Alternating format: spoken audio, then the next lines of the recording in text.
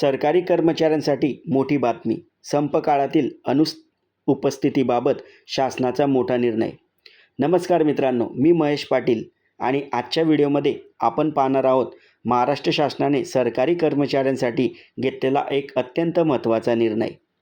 April 2026मध्ये झालेल्या राज्यव्यापी बेमुदत संपामध्ये सहभागी झालेल्या कर्मचाऱ्यांच्या अनुपस्थितीबाबत शासनाने अखेर मोठा निर्णय जाहीर केला आहे.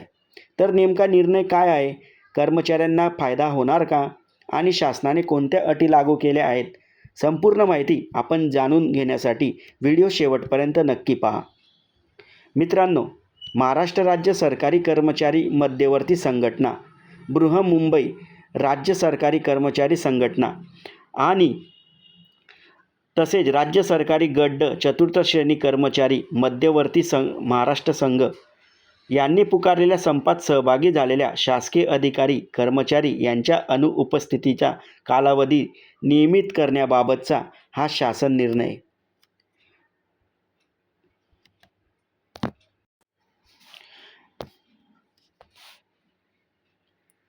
मित्रांनो, राज्य सरकारी कर्मचारी संघटना आणि राज्य सरकारी गट कर्मचारी महासंघ यांनी विविध प्रलंबित मागण्यासाठी 21 एप्रिल 2026 रोजी पासून राज्यव्यापी बेमुदत संप पुकारला होता.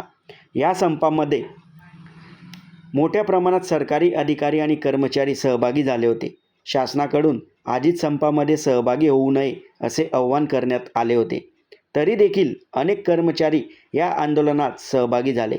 यानंतर 22 एप्रिल 2026 रोजी मुख्य सचिवांच्या अध्यक्षतेखाली एक बैठक झाली. या बैठकीमध्ये कर्मचाऱ्यांच्या मागण्यावर सकारात्मक निर्णय घेण्याचे आश्वासन देण्यात आले. त्यामुळे अखेर 24 एप्रिल 2026 या तारखेला संप मागे घेण्यात आला. आता सर्वात महत्त्वाची बातमी म्हणजे या संपामध्ये सहभागी झालेल्या ज्या सरकारी कर्मचारी अनुपस्थिती होती, ती अनुपस्थिती आता शासनाने अर्जित रजा म्हणजे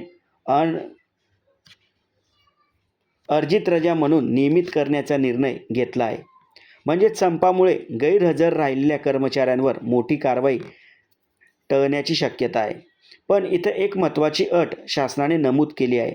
हा निर्णय पूर्वधारण म्हणून ग्राह्य धरला जाणार नाही. म्हणजेच भविष्यात अशा प्रकारे संप झाल्यास हा निर्णय आपोआप लागू होणार नाही.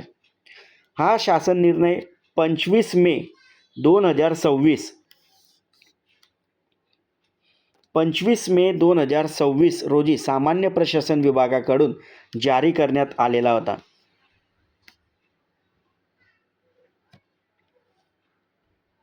हा निर्णय 25 मे 2026 रोजी सामान्य प्रशासन विभागाकडून जारी करण्यात आला आहे.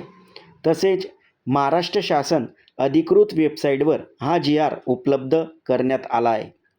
तर मित्रांनो, सरकारी कर्मचाऱ्यांसाठी ही एक मोठी दिलासादायक बातमी मानली जाते. या निर्णयाबद्दल तुमचे मत काय आहे ते कमेंटमध्ये नक्की सांगा. आणि जर तुम्हाला ही PDF हवी असेल तर मला कमेंटमध्ये मेसेज करा. हा व्हिडिओ आवडला असेल तर लाईक करा, शेअर करा आणि आपल्या पाटील हब चॅनलला सबस्क्राईब करायला विसरू नका. जय हिंद, जय महाराष्ट्र.